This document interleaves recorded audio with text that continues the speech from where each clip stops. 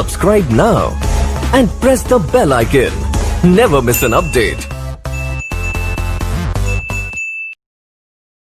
Good morning students. आज हम आपको सरफेस एरिया ऑफ सिलेंडर से ठीक अगला टॉपिक कोण। सरफेस एरिया ऑफ सिलेंडर में आपने पढ़ा ये सिलेंडर है और इसका सरफेस एरिया के बारे में बताए थे।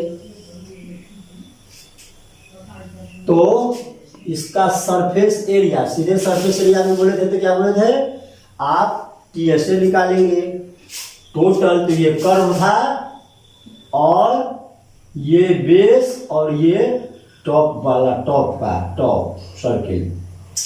तो बटन और टॉप में सर्किल था, आप जोड़ दिया, फिर कर्व का जोड़ दिया और ये टीएसए निकला। तो ये प्रीवियस क्लास में हो चुकी थी। अब कोण के बारे में चर्चा। तो कोण, ये कोण है कोण, और तब जब इसकी एरिया की चर्चा करेंगे, ये सर्किल, ये सिलेंडर प्रीवियस क्लास में बता दिए थे। अब इसमें कोण की सरफेस एरिया के लिए ये बेस है आपको सर्किल, यहाँ से यहाँ ये रेडियस आर, और ये जो आप देख रहे हो ये दो हाइट ही है। तो ये हाइट परपेंडिकुलर है, यहाँ पर 90 डिग्री है। इसलिए जब कभी भी बोलेंगे इसको तो राइट सर्कुलर कोण, राइट मीन्स 90 डिग्री, और सर्कुलर कोण ये सर्किल है और तब ये कोण बना है। तो सरफेस एरिया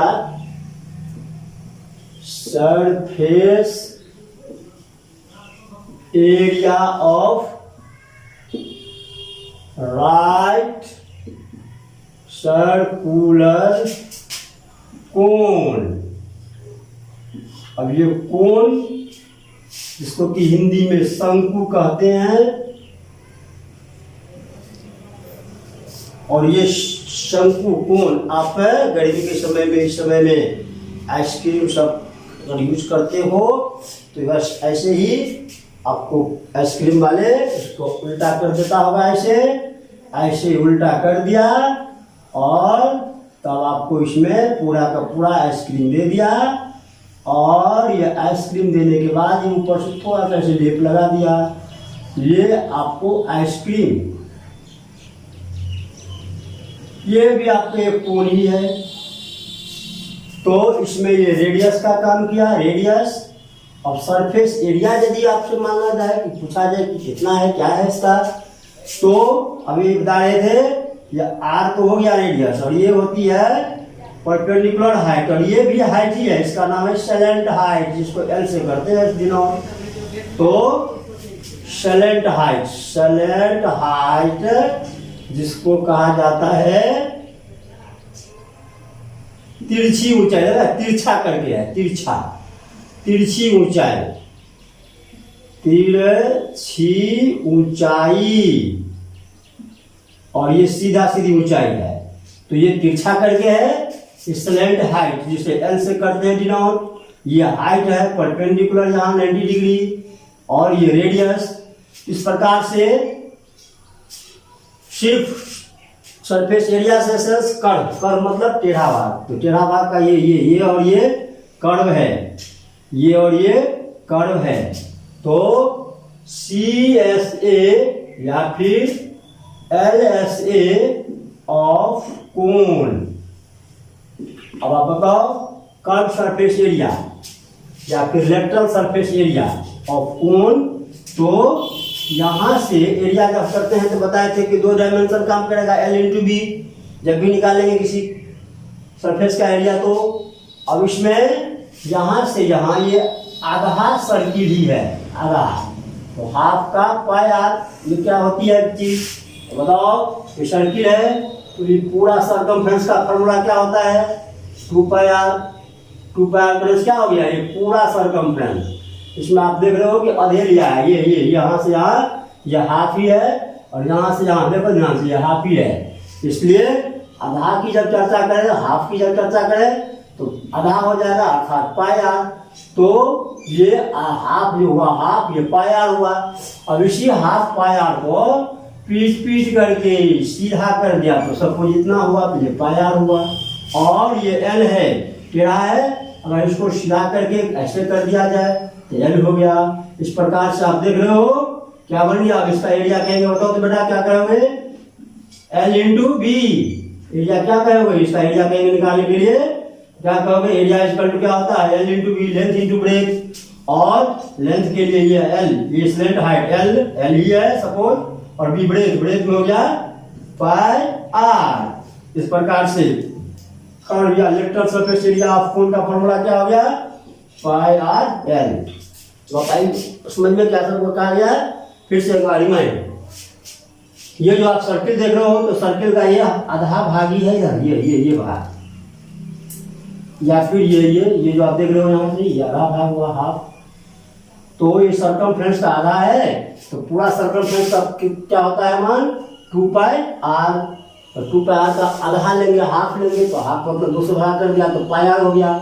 यहाँ से यहाँ तक ये पाई आर है, अर्थात ये यहाँ से यहाँ पाई आर है। इसी को सपोज की काट दिया, काट करके सीधा कर दिया तो सपोज सीधा करके ये पाई आर हुआ।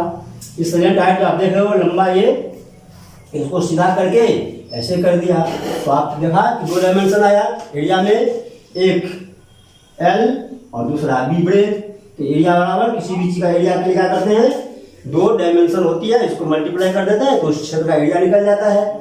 आप जहाँ बैठे हो, इस कमरे में बैठे हो, उस कमरे में कहेंगे एरिया बताइए, तो सरफेस एरिया अर्थात ये सतह है, सतह का एरिया, तो लेंथ कितना है उस कमरे का, ब्रेथ कितना है, मल्टीप्लाई कर देंगे तो वह जगह हो जाएगा, वह एरिया हो जाएगा। जिस एरिया में आपका बेडशीट है, आपका चेयर है, टेबल है, जो भी जगह है नीचा में, और उसमें कितनी हवा है। जब ये हवा की चर्चा करेंगे तो वॉल्यूम चैप्टर इंतजार करें, 2 या 3 दिन में फिर हम लोग वॉल्यूम पर पहुंच जाएंगे। वॉल्यूम इस जगह कितनी हवा, आंटना से सेंस वॉल्यूम होगी, तो ये वॉल्यूम की चर्चा नहीं करेंगे। जगह तो जगह में आपके बेड में, आपके रूम में बेड शीट लगा हुआ है, टेबल है, कुर्सी है, जो भी जगह है नीचा में सरफेस में जगह है वही एरिया होती है।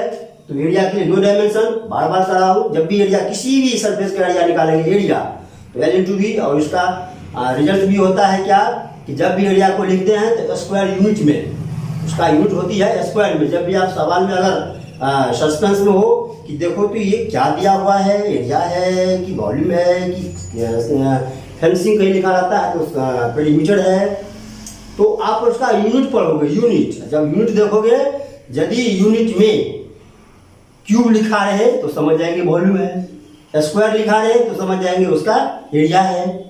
तो यूनिट से भी पता चल जाएगा। और स्क्वायर सेंस एरिया, और स्क्वायर होती है जैसे मीटर इंटू मीटर, मीटर गुना मीटर तो मीटर स्क्वायर। तो अगर ये लेंथ मीटर में है, ब्रेथ भी मीटर में है, तो मल्टीप्लाई कर दिया तो मीटर स्क्वायर अर्थात एरिया हुआ। CM into CM, CM square. इसका मतलब है कि 2 डायमेंशन आया, एक लेंथ और एक ब्रेथ। इस प्रकार से आप हमेशा ध्यान रखेंगे जब भी एरिया किसी भी सरफेस की एरिया निकालने के लिए तो 2 डायमेंशन काम करेगा, और एक एल और एक होगा ब्रेथ, एल इंटू बी।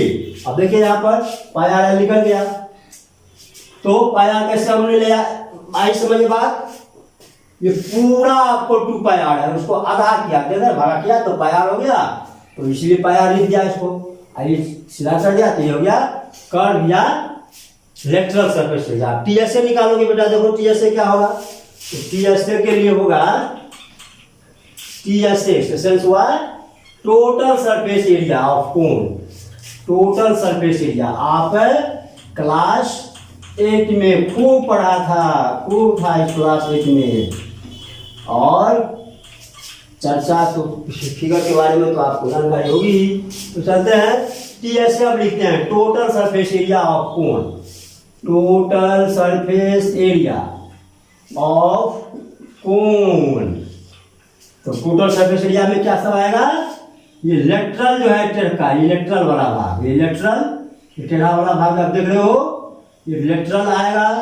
तो लेटरल के लिए हो गया पाई आर एल प्लस जो आप देख रहे हो यहाँ यहाँ यहाँ ये जो देख रहे हो ये एरिया भी आएगा। तो ये कैसा एरिया है? सर्किल।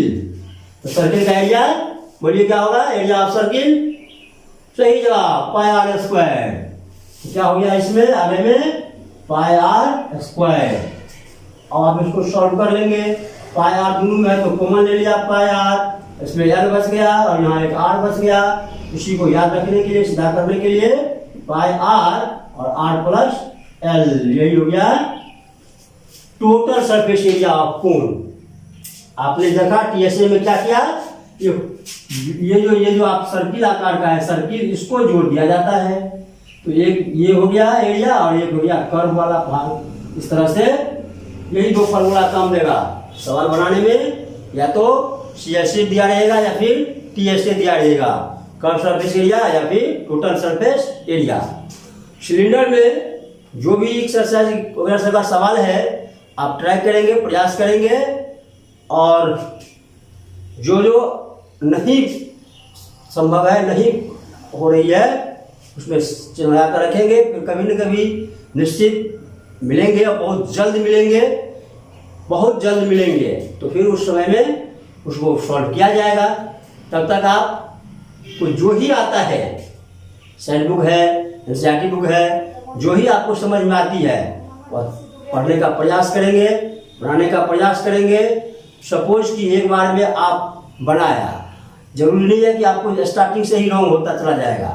आप बनाए, बनाते बनाते बनाते लास्ट का एक दो स्टेप में संभवतः कहीं रॉन्ग होगा।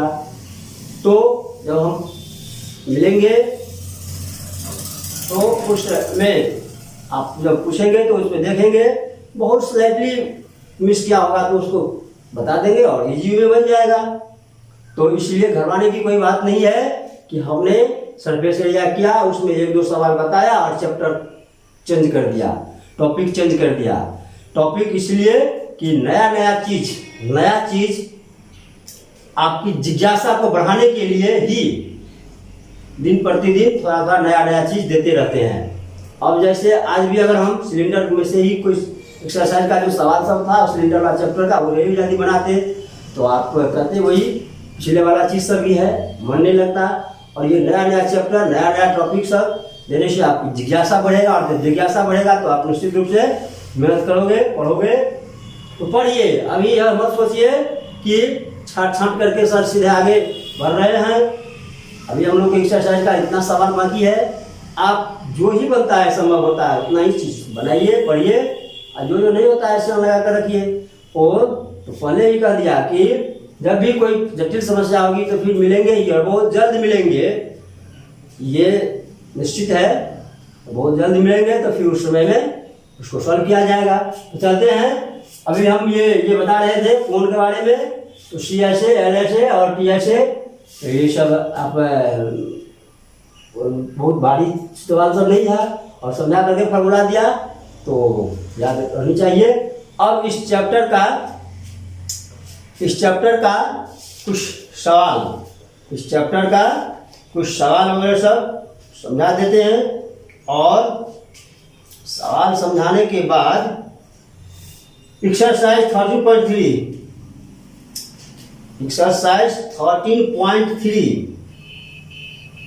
तो अब इसमें एक टॉपिक और समझाना था कि सपोज कि ये H और R दिया है, अब कहेगा हमको कि CSA निकालिए। देखो बेटा इसमें L नहीं है तो इसका और एक दो फॉर्मूला इस पे काम देगा। ये डायग्राम करते हैं, ये R है, देखो किस में से लिया, ये R है, और ये परपेंडिकुलर हाइट है H है, और ये सलेंट हाइट है, तिरछी ऊंचाई है, और ये तिरछी ऊंचाई L है। सपोज कि 1 2 3 आपको सभी का काम कर रहा है संभवतः, और H का काम फिलहाल नहीं है, तो H का काम नहीं है। सपोज कि यदि हमको H और R दिया है, तो H और R दिया है, H और R दिया है,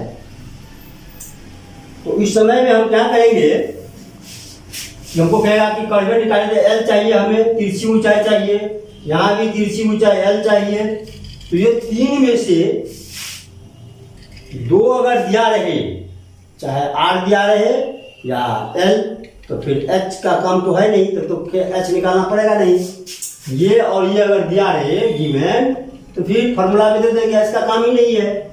यदि एच दिया है, ये दिया है, ये नहीं दिया है, तो ये नहीं दिया है, जिसको निकालने का तरीका अब बहुत पहले से पढ़ते आ चुके हैं। कौन फॉर्मूला होगा, यहाँ लगा राइट है 90 डिग्री। तो 90 के सामने वाला साइड क्या कहलाता है, हाइपोटेनस। सही जवाब।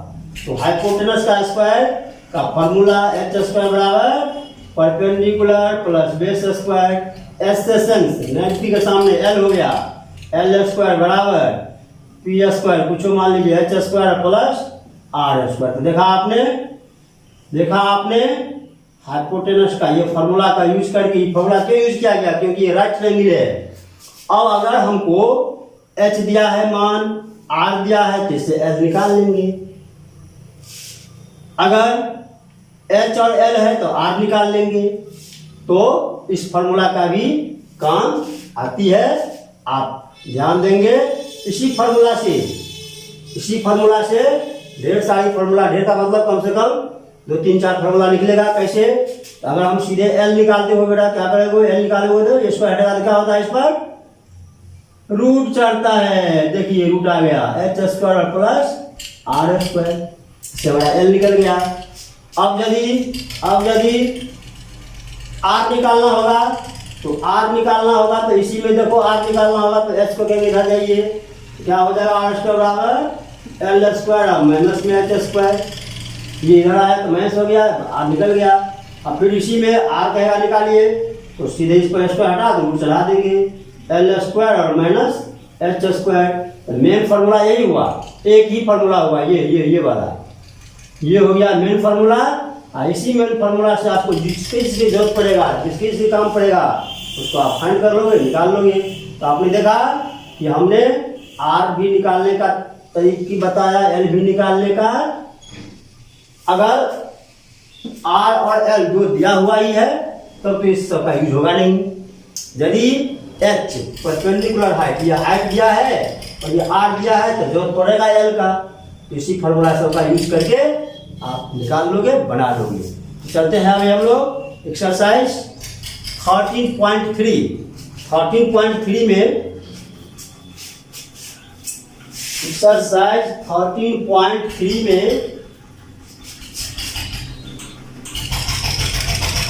सवाल सब है, आप पढ़ेंगे बारीकी से, ढंग से और सॉल्व करेंगे। एकदम आसान से आसान तरीका है, बहुत इजी है। हमने आपको पहले कहा था कि यदि आप फर्स्ट में एनसीईआरटी बुक से बनाते हो, तो इसमें सरफेस एरिया है, तो पहले सभी का सरफेस एरिया ही है। आपको फॉर्मूला देने में या बनाने में कठिनाइयाँ नहीं होगी। अगर आप साइड बुक से ही पकड़ते हो, बनाते हो, तो इसी पैटर्न को ध्यान में रखते हुए, यदि उसमें वॉल्यूम है तो एक बार वॉल्यूम छांट दीजिए, सिर्फ उसका कर्व सरफेस एरिया आप टीएसए जो आपके साइड बुक में है उतना ही निकालते जाइए, आगे बढ़ते जाइए, निकालते जाइए, बढ़ते जाइए। फिर जब इसमें वॉल्यूम पढ़ेंगे, इसमें जब एनसीईआरटी में वॉल्यूम पढ़ेंगे, तो सभी का वॉल्यूम एक साइड से, एक तरफ से ही है। Volume of cube, cuboid, cylinder, cone, सब का वॉल्यूम है। सरफेस एरिया ही था, एरिया के बारे में ही, तो सबका एरिया एक तरफ से था। लेकिन संभवतः साइड बुक में area, curve surface area, volume सब साथ ही साथ है, तो तत्काल आप वॉल्यूम को छांट दें और आप surface area, curve surface area, total surface area वाला जो ही सवाल सब में फंसता है, उसी को खूब रिवीजन कीजिए। रिवीजन करते करते करते आप एक ऐसे मंजिल पर पहुंच जाएंगे कि आपको very very very very very easy लगने लगेगा।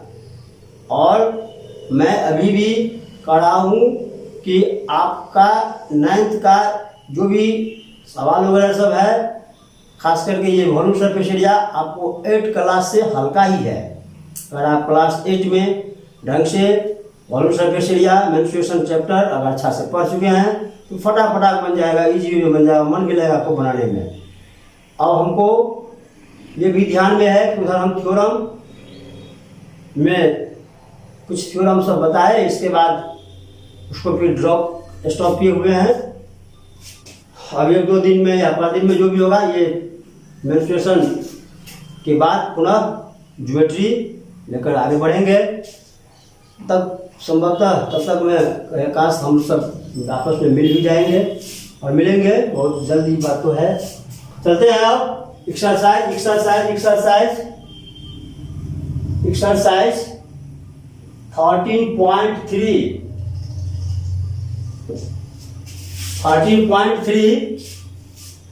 एक्सरसाइज में कौन है जिसका बेस दिया हुआ है और सलेंट हाइट दिया हुआ है। अब लीजिए, आपका पहला सवाल है, इसका सॉल्यूशन है कि कोण है और कोण का बेस डायमीटर, ये बोल लीजिए पूरा डायमीटर की चर्चा किया है। तो बेस डायमीटर से सेंस अगर डी दिया हुआ है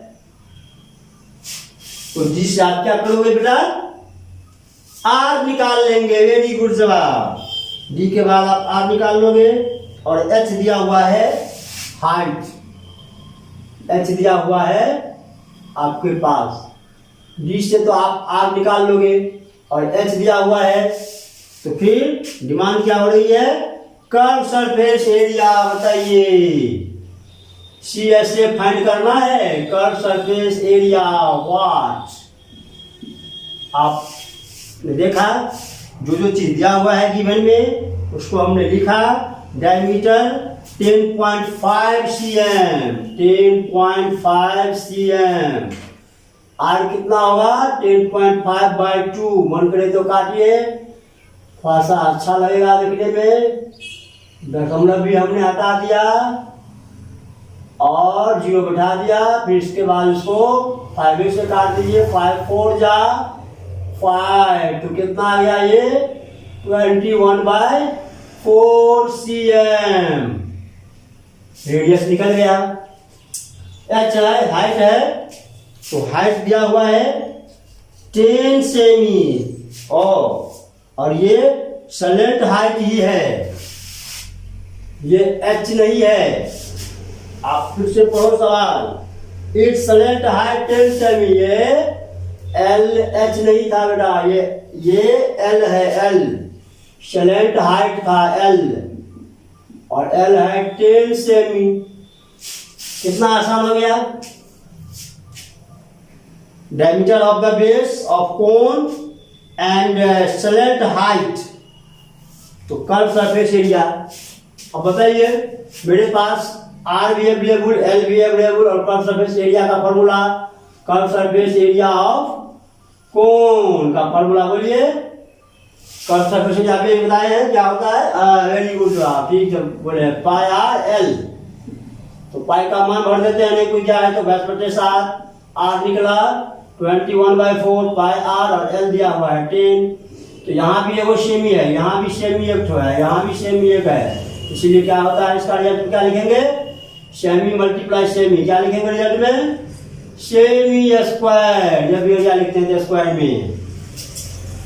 तो चलते हैं, इसको काट देते हैं। 7 3 जा और 2 2 जा 2 11 2 5 जा।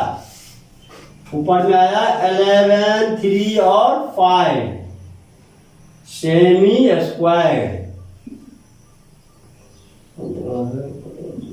और इसको मल्टीप्लाई करेंगे 165 सेमी स्क्वायर। देखिए कितनी आसान था, फटाफट आपने बना लिया आंसर। इसी में अगर जोड़ दें तो बोलो TSA क्या होगा, तो TSA का फॉर्मूला दे देंगे। इसी में अगर जोड़ दिया, लीजिए नोट लिख करके कर देता हूँ नोट। अगर इसमें कहेगा TSA बताइए, तो TSA में क्या करेंगे हम, TSA ऑफ कोण। तो क्या होगा फॉर्मूला, पूरा सरफेस एरिया ऑफ कोन का फॉर्मूला क्या होता है, pi R plus L, pi R plus L. अगर आपको ये फॉर्मूला में थोड़ी सी भी हिचक हो तो देखिए क्या था ट्रिक, तो पाई आर एल तो आपको ध्यान रखना होगा। पाई आर एल क्या है, कर्व सरफेस एरिया, उसमें क्या जोड़ देंगे, एक सर्किल का एरिया और ऐड कर देंगे। तो सर्किल का एरिया पाई आर स्क्वायर, आप ऐसे भी लिखते हो तब भी सही होगा, और ये आसान होगा कि कर्व में सिर्फ और सिर्फ एक सर्किल का एरिया जोड़ देंगे। तो सर्किल का एरिया पाई आर स्क्वायर और कर्व इसका पाई आर एल, तो उसको ऐड कर दिया। तो इसी से बनता है, इसी से बना है ये इसी से बना है। आपको अगर ऐसे ही याद है, ऐसे ही ध्यान पर है तो इसी को रखें, नहीं तो ऐसे। तो चलते हैं अब, पाई का मान 22/7, आर दिया है रेडियस 21/4, फिर रेडियस 21/4 और एल का मान 10/1। अब आप इसको सॉल्व करोगे और सॉल्व करने के बाद जो भी आएगा रिजल्ट वह सेमी स्क्वायर में लिख देंगे, हो गया, निकल गया टीएस से। तब आप पढ़ेंगे, चैप्टर बनाने का प्रयास करेंगे। अभी जैसा कि ट्रिक मैंने बताया कि यदि आप साइड बुक से इच्छा हो बनाने का तो आप पढ़ो सवाल, समझो कि क्या दिया हुआ है, क्या निकालना है। अगर उसमें एक के साथ साथ में अगर वॉल्यूम भी है तो फिलहाल वॉल्यूम को छांट देंगे। सरफेस एरिया, अब कल सरफेस एरिया लेकर ही आगे बढ़ेंगे, फिर रिवाइज करेंगे। जब इधर वॉल्यूम बढ़ा देंगे तब जब रिवाइज करेंगे तो आप फिर से बनाएंगे। इस तरह से आप एक्सरसाइज 13.3 बनाने का प्रयास करोगे, बनाएंगे। फिर अब हम लोग जब अगले क्लास में मिलेंगे तो अगले क्लास में फिर आएंगे, मिलेंगे तो अभी नहीं, मिलने के लिए तो कुछ दिन इंतजार कीजिए। 13.3 का और सवाल तो बताएंगे। तो ठीक है बच्चों, घर पर सुरक्षित रहें, ठीक से रहें। अब फिर हम लोग अगले दिन मिलते हैं। धन्यवाद, थैंक यू।